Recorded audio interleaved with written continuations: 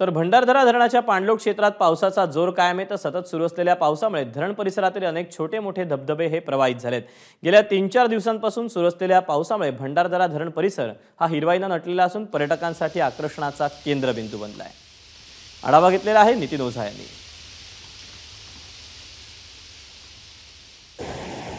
पावसाळा सुरू झाला की पर्यटकांना वेध लागतात ते विविध पर्यटन स्थळांचं आणि पर्यटकांचं आकर्षण असलेलं महाराष्ट्रातील एक महत्त्वाचं ठिकाण म्हटलं तर भंडारदरा घाटघर परिसर।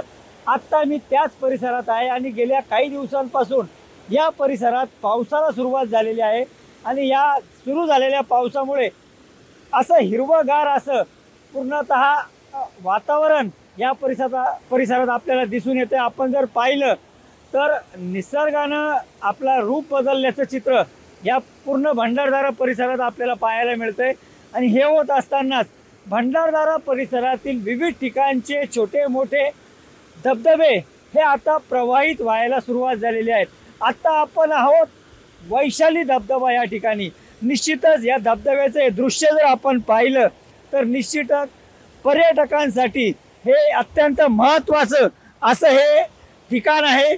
या दृश्यातूनच नेमका हा वैशाली धबधबा प्रेक्षकांना मोहित केल्याशिवाय राहणार नाही।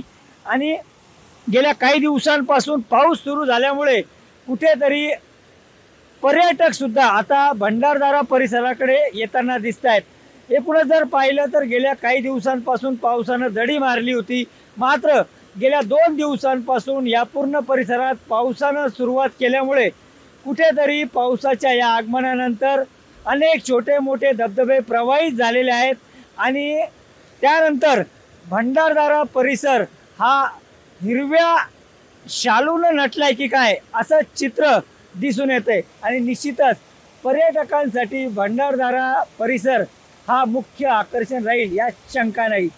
नितीन ओझा, एबीपी माझा, भंडारदरा धरण परिसर, अहमदनगर।